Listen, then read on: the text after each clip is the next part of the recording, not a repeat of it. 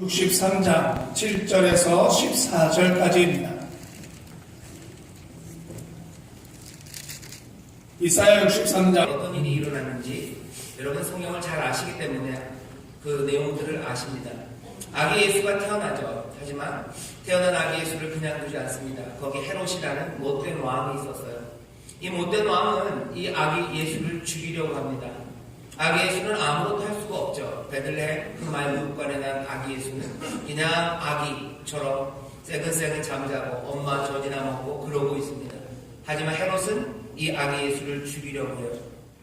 이 잔인하고 힘 많은 헤롯과 그리고 아무것도 할 수 없는 아기 예수, 이 둘의 싸움은 누가 봐도 이 잔인하고 힘 많은 헤롯이 이길 것 같습니다. 여러분들이 근데 이 이야기가 어떻게 진행되는지 아시죠? 헤롯은 아기 예수를 죽이기 위해서 모든 포악함과 잔인함으로 그 근방에 있는 아이들을 다 죽이라고 명령을 내립니다.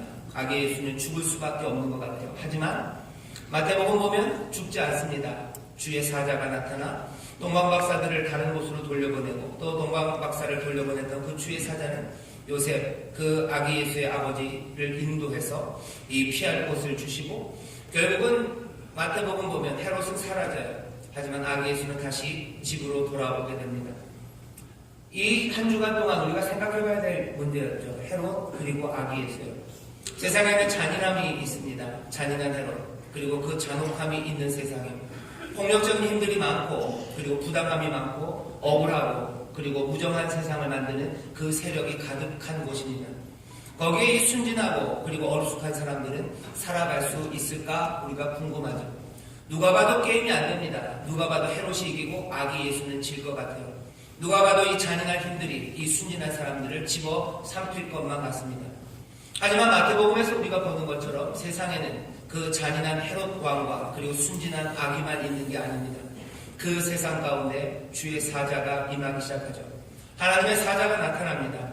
하나님의 넘치는 자비와 능력, 그것이 이 헤롯과 아기의 이야기를 바꿔놓기 시작합니다. 헤롯은 사라지고 아기는 집으로 오죠. 우리가 영화를 보면 투톱 영화들이 있어요. 주인공 둘이 나오는 영화들이 많아요. 치고받고 싸웁니다. 성경에도 보면 둘이 나오는 이야기들이 많아요. 바로 그리고 모세의 이야기입니다. 바로는 누가 봐도 힘이 많아요. 애굽의 왕입니다. 세계에서 가장 강한 군대, 절대 권력을 바로가 가지고 있어요. 그 앞에서 모세는 아무것도 아닙니다. 나이 80대 이제 미디안 광야에서 양을 치던 노인일 뿐이에요. 바로와 모세의 싸움을 누가 이길까? 그건 명확해 보입니다. 이 폭력적이고 잔혹함 앞에 아무것도 가진 것 없는 80세 노인 그리고 아무것도 준비되어 있지 않은 히브리의 노예들, 이 사람들의 싸움은 누가 봐도 명확과나 바로가 이길 것 같아요. 하지만 그 이야기는 달라지죠. 누가 이깁니까? 결국은 모세와 그 백성들이 이겨요. 왜 그렇습니까? 바로와 모세만 있었던 게 아니죠. 거기 이 사람들의 부르짖음을 들으시고 긍휼히 여기시고 그 약속을 기억하시며 친히 내려오시는 놀라우신 능력, 그 능력이 바로와 모세 그 사이에 끼어드는 겁니다. 성경에 보면 또 아합과 엘리야의 이야기가 있어요. 아합과 이스라엘의 가장 찬란했던 시대 그리고 온갖 세력들을 끌어모아서 이세벨이라는 외세죠. 외국에 있었던 여인을 데려오고 힘을 키우고 종교적으로 자기 마음대로 공간을 만들어냈던 아합과 그 앞에 엘리야가 서 있습니다. 엘리야는 그냥 갑자기 뚝 떨어진 사람이에요. 아무것도 아닌 사람처럼 광야에 홀로 나타난 이 선지자 엘리야와 아합, 누가 봐도 아합이 이길 것 같아요. 누가 봐도 이세벨이 이길 것 같습니다. 이세벨이 죽이겠다고 작정하면 엘리사는 도망가야 되는 사람이에요. 하지만 누가 이깁니까? 우리는 그 이야기를 알아요. 둘만 있는 것 같지만 아니에요. 둘만 있지 않습니다. 여기 하나님의 사자가 그리고 여호와의 능력이 이 사이에 개입하고 끼어들기 시작하죠. 골리앗 그리고 다윗 이야기합니다. 골리앗은 키가 엄청 크대요. 막 2m 70. 요즘 태어났으면 NBA 농구에서 돈 꽤나 벌었을 사람입니다. 골리앗 그리고 다윗은 목독이에요. 아직 솜털도 가시지 않은 아이입니다. 사람들이 쓰는 투구들 쓰면 눈이 가릴 만큼 아직 채 자라지 못했어요. 어쩌면 발육이 좀 부진했는지도 모릅니다. 솜털도 가시지 않고 채 몸도 아직 어른이 되지 않은 어린 소년 다윗과 골리앗, 그 골리앗이 싸워요. 골리앗이 들고 있는 창은 배틀채 같았대요. 배틀채, 배틀을 안 짜서 모르겠지만 꽤나 큰 창인 것 같아요. 굉장히 어마어마한 칼을 들고 골리앗이 서 있습니다. 골리앗과 다윗의 싸움 누가 이길 것 같습니까? 누가 봐도 골리앗이 이깁니다. 하지만 거기 끼어드는 분이 있어요. 개입하는 분이 있습니다. 하나님의 능력이 거기에 끼어들어요. 하나님의 영광이, 하나님의 신이 그 사이에 끼어듭니다. 그렇게 되면 어떻게 됩니까? 이야기는 전혀 다른 이야기가 되기 시작하죠. 헤롯 그리고 아기 예수 마찬가지입니다. 누가 봐도 누가 이길지 분명히 아는 것 같아요. 둘만 있을 땐 그렇습니다. 하지만 거기 개입하는 다른 힘이 있는 거죠. 거기에 임하는 주의 사자가 그리고 주의 능력이 있습니다. 성경은 그런 얘기들로 가득 차요. 오늘 2017년의 마지막 날 우리가 서 있습니다. 온갖 혼란들 그리고 염려가 있었던 한 해를 우리가 지금 보내고 있습니다. 헤롯의 때와 같아요. 아이를 죽이려는 세대죠. 아이를 죽이려는 세대, 누가 그렇게 아이를 죽이라고 명령을 내립니까? 그런 명령이 없어요. 하지만 그런 명령이 없어서 아이가 죽지 않습니까? 그렇지 않아요. 그런 명령이 없이도 아이들이 죽어나가는 세상이에요. 온갖 방식으로 아이들이 죽어나갑니다. 낳지 못함으로 죽어나가죠. 그리고 아이를 떼는 일들도 많고 또 아이들이 자라지 못하게 온갖 공포와 두려움의 세상을 만들어놨어요. 혼란과 염려로 가득한 한 해. 그래서 소망을 깨뜨리려는 시간들, 그 시간들을 우리가 보냅니다. 이 잔혹한 세대, 이 폭력적인 세대, 그리고 이 소망과 생명을 찍어 누리려는 세대에 도대체 이 순진한 사람들, 그리고 연약한 사람들은 어떻게 살 수 있을까? 여전히 비슷한 힘들, 그리고 그 세력들이 2018년 우리 앞에 놓여 있는 것 같아요. 그 힘들과 그리고 우리들. 도대체 이 둘이 펼쳐가는 이야기가 어떻게 될지 궁금합니다. 하지만 그래서 다시 확인되어야 되는 것은 이 둘 사이에 끼어드는, 여기 개입하시는 우리 인생 극장의 세 번째 주인공을 아셔야 돼요. 바로와 모세 사이에 끼어들었던, 바로와 모세만 주인공인 줄 알았어요. 골리앗과 다윗만 주인공인 줄 알았어요. 하지만 아닙니다. 여기 세 번째 인물이, 세 번째 주인공이 끼어듭니다. 세상은 그렇게 돌아가요. 이 세 번째 주인공 때문에 세상이 달라집니다. 도대체 이 세 번째 주인공이 누군지, 누구기에 우리의 삶을 그렇게 바꿔내시고 우리의 삶의 이야기를 복되고 그리고 승리로 가득한 이야기로 바꾸시는 이 세 번째 주인공이 누군지 오늘 우리가 그것들을 보려고 합니다. 2017년 마지막 그리고 2018년을 앞두고 있기 때문에 보아야만 하죠.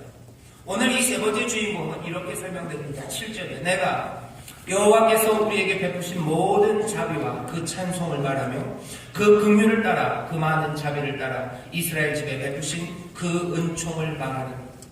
이제 그 은총을 말하고 싶대요. 이 세 번째 주인공에 대해서 말하고 싶어요. 그분의 이름은 여호와인데 그분이 어떤 분인지 이 주인공을 알았으면 좋겠대요. 악당의 이름은 압니다. 악당의 이름은 헤롯이에요. 악당의 이름은 골리앗입니다. 악당의 이름은 바로예요.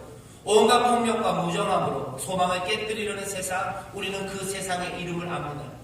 그 맞은편에 서 있는 우리의 모습을 알아요. 우리는 연약한 사람들이고 우리는 못났고 여전히 우리 가운데는 죄악스러운 것들이 남아있는 사람, 그렇지만 조금은 순진한 사람들, 그 반대편에 있는 사람이 누군지도 알아요.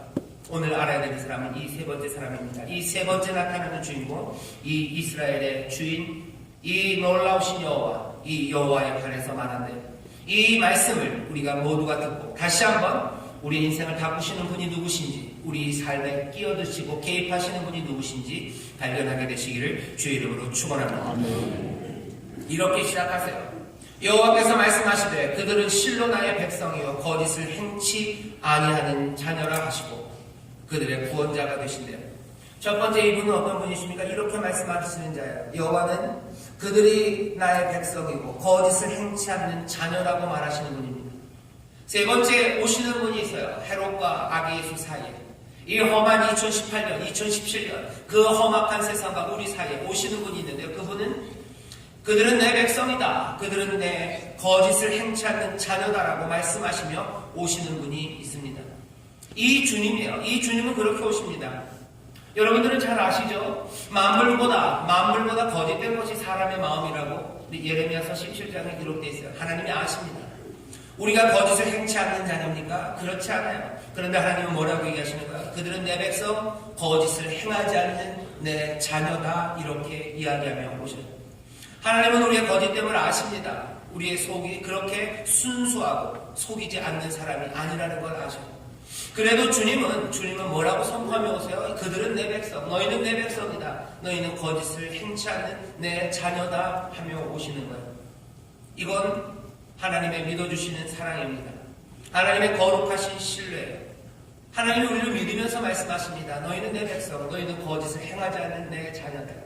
우리에게 오시는 분은 그렇게 오시는 거예요. 우리의 삶을 바꾸시는 분은요, 우리를 부르실 때 그렇게 부르십니다. 너는 내 백성이다. 너는 거짓을 행치 않는 내 자녀다. 이 말씀은 영원히 그러기를 선포하시는 거예요. 사실은 희망사항이죠.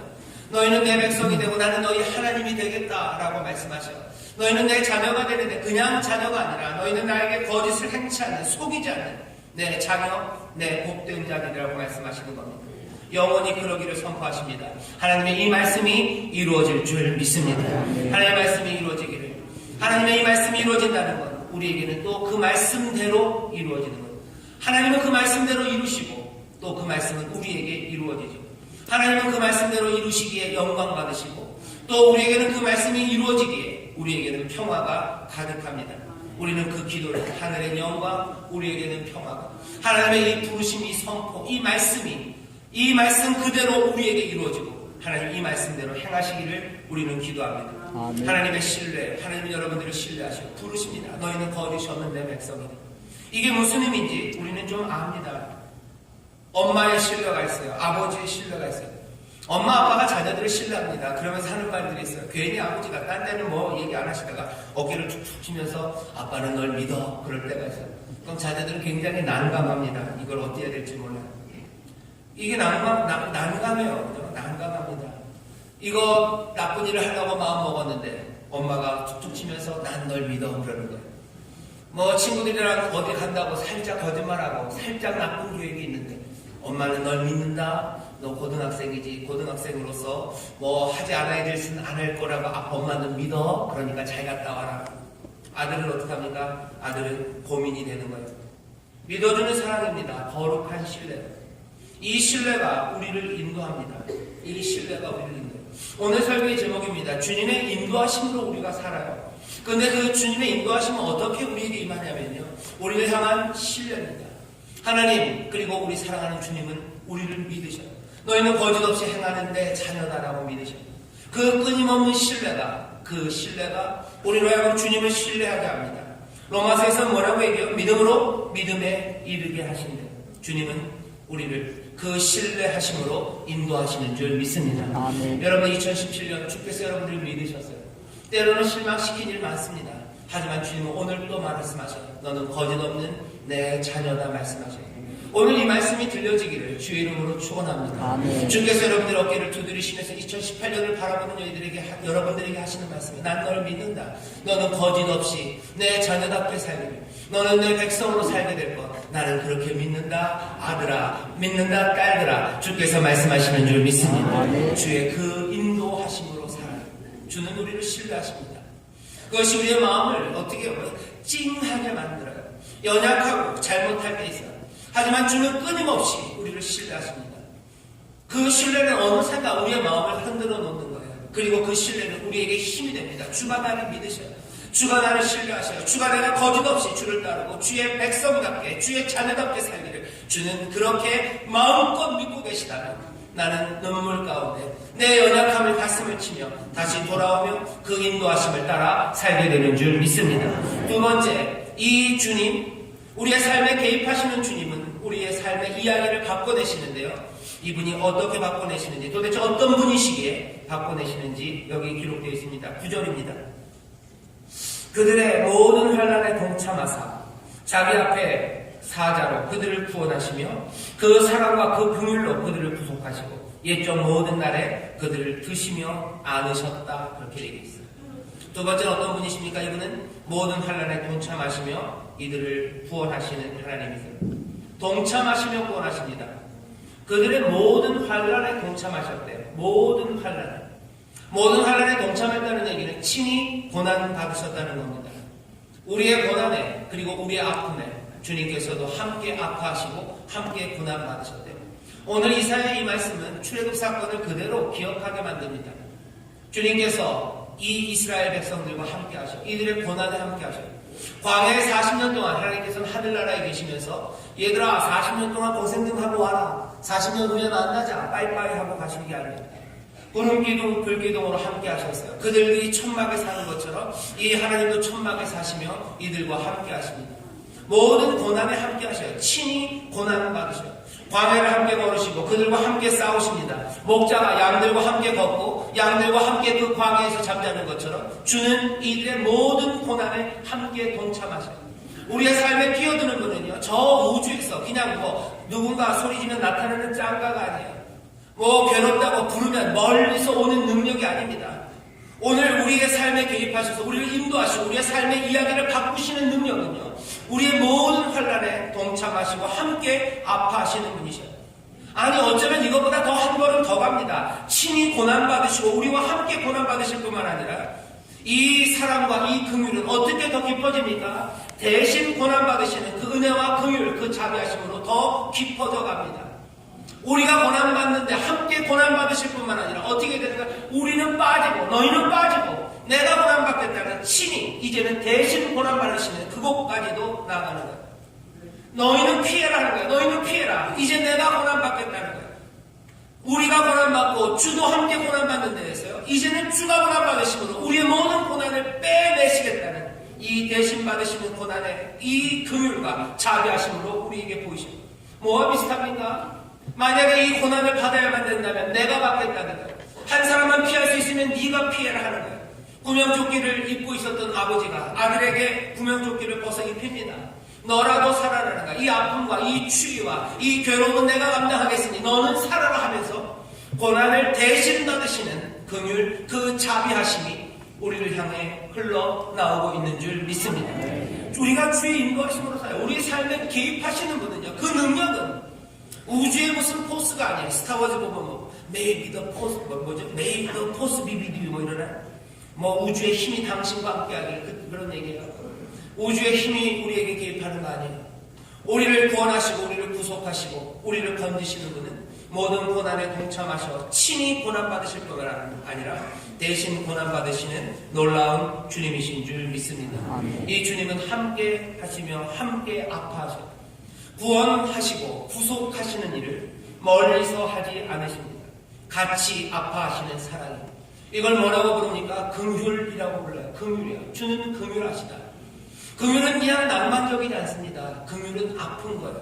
왠지 아십니까? 히브리 말로 긍휼이라는 말의 어원을 보면요, 엄마들의 그 아기집, 자궁이라는 말에서 와요. 자궁이에요. 그 사랑은 늘 아픕니다. 엄마 아기집은 아파요. 아이들을 품고 있기 위해서 아파요. 아이들을 낳기 위해서 아픕니다. 사랑, 그 긍휼은 이렇게밖에 표현이 안 되는 거예요. 우리를 향하여 품으시는 긍휼하심은 그냥 우리에게 손뜻 내주시는 관대함 그 정도 아닙니다. 아파하는 사랑이에요. 아파하는 사랑. 우리는 주님의 인도하심으로 사는데 우리를 인도하시는 주님이 누군지 오늘 얘기하는 거예요. 그 은혜, 그 자비, 그 은총이 뭔지 봐라는 거예요. 멀리서 전달되어는 그냥 수표 한 장이 아닙니다. 우리 집에, 우리 내 통장에 입금되는 전신환이 아닙니다. 이건 함께 아파하는 긍휼이에요. 긍휼로 우리와 함께 하시고 그 자궁이 아이를 떠날 수 없어요. 너는 내 자녀다 하면서요, 어디서 이 자녀를 사오는 거 아닙니다. 그 마음에 품으시고 아파하면서 끌어안으시는 사랑이에요. 여기 또 뭐라고 되어 있습니까? 들고 안으시며 넘쩍 드십니다. 그리고 안으시며 가는 거예요. 여기 어머니들 계셔요. 아이를 안는 게 꽤나 힘듭니다. 아이를 안으면 굉장히 힘들대요. 허리 아프고 업어도 힘들고 안아도 힘들어요. 업어도 힘들고 안아도 힘들고. 그런데 하나님 뭐라고 하셔요? 내가 들고 안는데요. 너네들 알아서 와라. 아니면 내가 천사를 보내서 걔들 보고 들라고 그러겠다. 아니요. 하나님께서 직접, 주님은 우리를 들고 안으신답니다.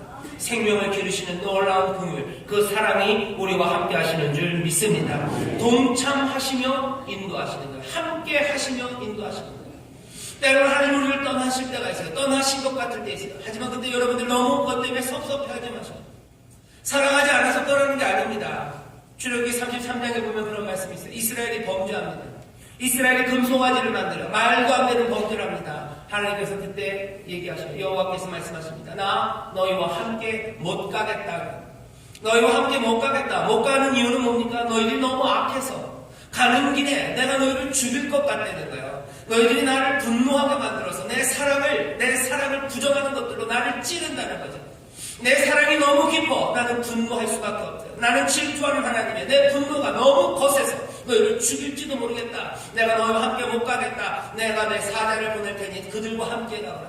조금은 용서하시지만 멀리 떨어지셔. 조금 물러서십니다. 하지만 출애굽기 33장 보면 어떻게 되어 있습니까? 거기서 끝은 아니에요. 잠시 물러서지만 이 사랑은 끝까지 물러갈 수는 없습니다. 이 사랑은 다시 못 이기는 척 그들과 함께 동행하는 것. 그래, 그렇다면 내가 너희와 함께 가겠다. 다시 함께 하셔야 돼요.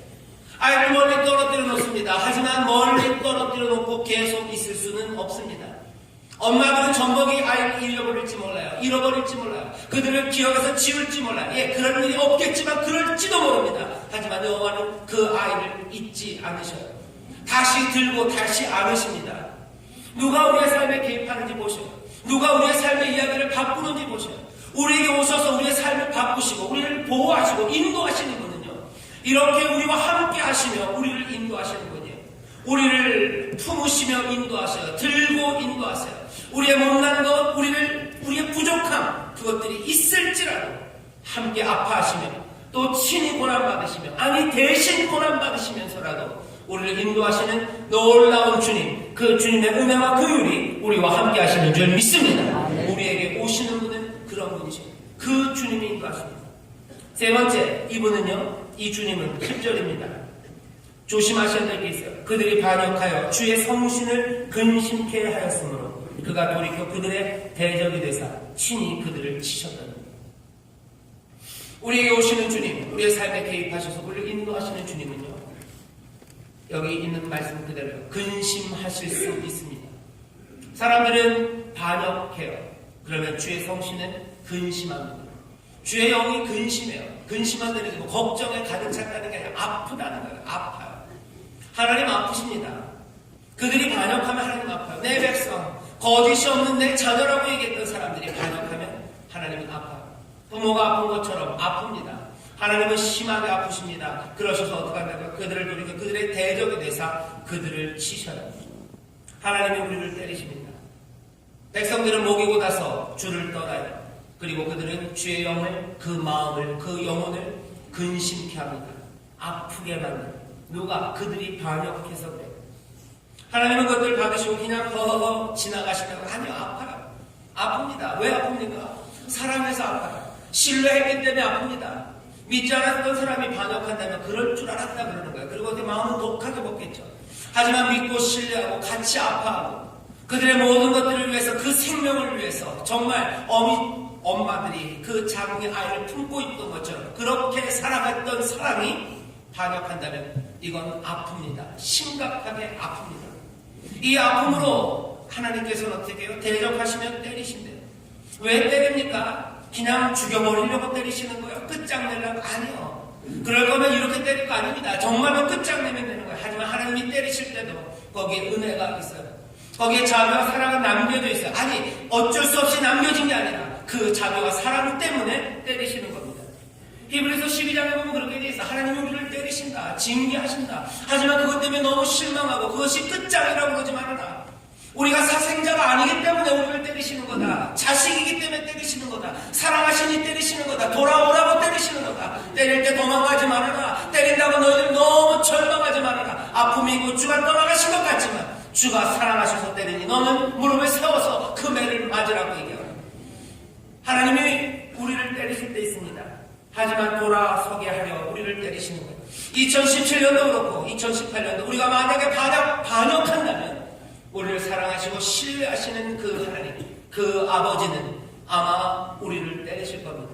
하지만 염려하지 마셔요. 절망하지 마셔요. 사랑하게 때리십니다. 다시 돌아서는 여러분 되시기를 주의 이름으로 축원합니다. 그런데 놀라운 은혜는 때리고 때리면서 우리가 돌아오기를 마냥 기다리시지는 않으셔요. 왜? 아버지라 그래요. 이 귀한 사랑이라 그래요. 어떻게 하시는지 아십니까? 이렇게 하십니다. 여호와의 신, 그 신을 보내신대요. 10절에 보면 주의 성신을 그들이 근심케 했습니다. 11절 보면 백성들이 기도하는 거 보세요. 자, 이제 반역하여 하나님은 이제 근심하고 우리를 때리셔요. 백성들은 말합니다. 옛적 모세의 날을 추억하여 가로되 백성과 양무리의 목자를 바다에서 올라오게 하신 자가 이제 어디 계시니 그들 중에 성신을 주신 자가 어디 계시니. 이 사람들은 기억하는 거예요. 이스라엘이 반역하고 이스라엘이 하나님 앞에 범죄하고 하나님 앞에 불평해서 하나님의 징계가 임했을 때 하나님이 어찌 하셨는지 기억합니다.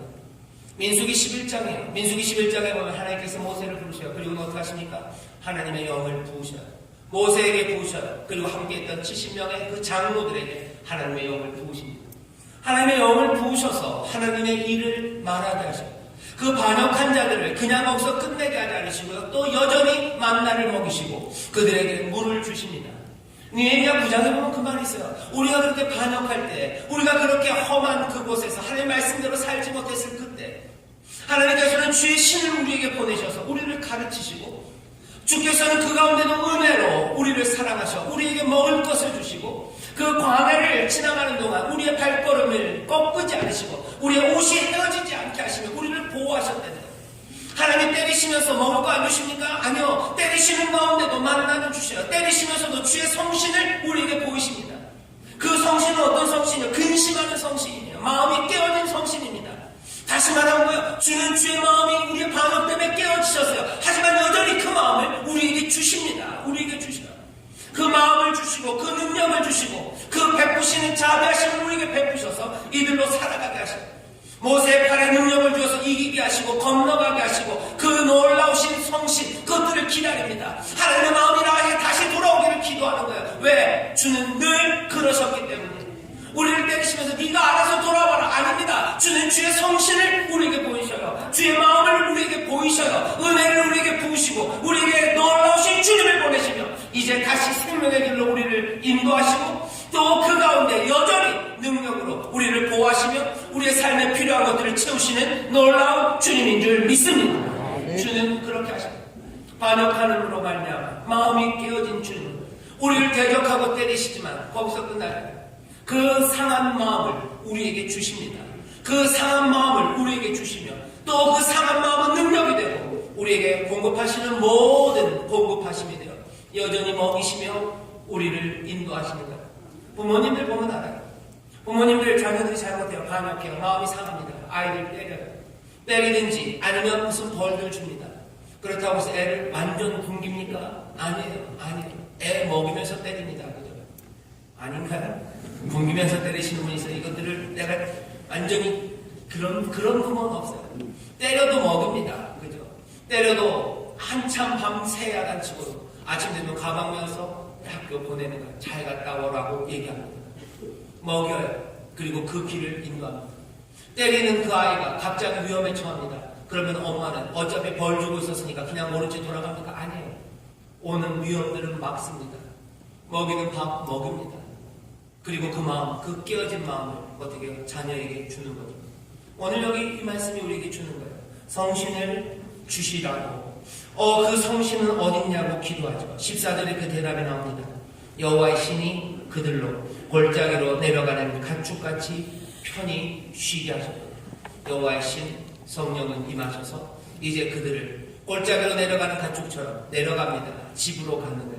힘들지 않은 길에 집으로 그 품으로 이제 인도하는 놀라운 영의 인도하심이 이제 있어요.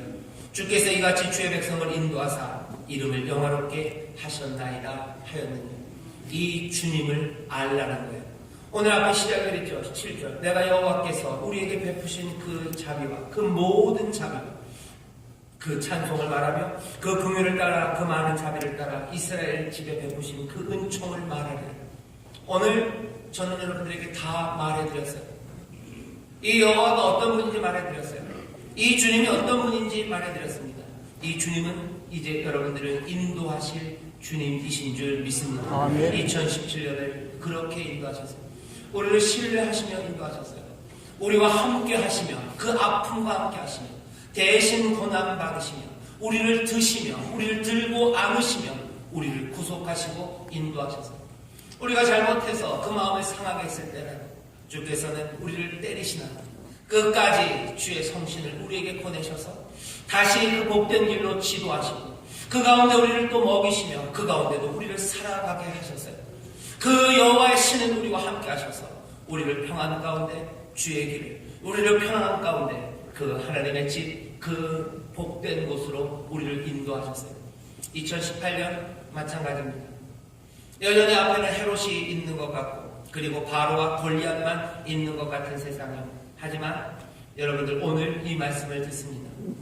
우리를 인도하시는 주님이 누군지 이 세상에 악한 것들과 우리만 있는 게 아니라 이 세상에 이제 오셔서 우리를 인도하시는 제3의 주인공, 그 주인공이 오셔서 우리의 삶의 이야기들을 바꿔낼 그 소망과 기대가 우리 가운데 있습니다. 악한 세상과 내가 맞닥뜨려 있는 거 아닙니다. 이제 주의 능력이, 주의 은혜가, 그 긍휼이. 시편에서는 뭐라고 얘기합니까? 여러분들 좋아하는 시편 있으셔요, 그죠? 시편 23편에 보면 그 성실, 그 인자가 정녕 나를 따르되 내 평생에 나를 따르되 나의 평생에 선하심과 인자하심이 정녕 나를 따르리니 내가 여호와의 집에 영원히 거한다. 나를 따르는 자비와 긍휼, 그 긍휼을 오늘 여러분들 들으셨어요. 이제 그 긍휼이 따를 겁니다. 그 자비가, 그리고 이 놀라우신 사랑이 때리시나 다시 그 성신을 부으셔서 인도하시고 보호하시고 우리를 평안 가운데로 인도하시는 주님, 이 주님이 우리와 함께 하시는 줄 믿습니다. 우리 주님은 자녀를 사랑하는 아버지와 어머니처럼 우리를 신뢰하고 계시고 우리와 함께 하시고 함께 하시며 우리를 구원하시고 또 우리의 모든 필요를 채우시며 우리를 집으로 이끄셔요. 여러분들 분명히 한번 이 2017년 마지막에 그리고 2018년을 앞둔 우리들 다시 한번 확인하고 그리고 우리가 기대로 가득 차야 할 줄 믿습니다. 여러분들 2018년 한 해 세상에 악한 것들이 많고 그리고 으르렁거리는 것들이 참 많은 세상이지만 우리는 여전히 주의 인도하심으로 살게 될 줄 믿습니다. 주의 인도하심으로 살게 될 줄 믿습니다. 그 놀라운 긍휼과 자비, 그것이 우리를 인도할 줄 믿습니다. 여호와의 신 그 성령의 인도하심으로 우리를 평안 가운데 거하게 하시고 그 믿으시는 어깨를 두드리는 신뢰를 여러분들 들으시고 주는 우리를 신뢰하시고 그 뜻이 이루어질 것을 믿으며 우리는 따라가며 우리와 함께 모든 환난과 어려움에 동참하시며 우리의 아픔들 그것들을 다 끌어안으시며 함께 가시는 아버지, 반역할지라도 주는 우리를 때리시나 주는 우리를 다시 회복시키십니다. 우리를 먹이시며 입히시며 그 능력으로 보호하시며 참된 길, 그 평안으로 인도하시는 주님, 그 주님, 놀라운 주님의 인도하심으로 살아가는 복된 여러분 되시기를 주의 이름으로 축원합니다. 기도하겠습니다.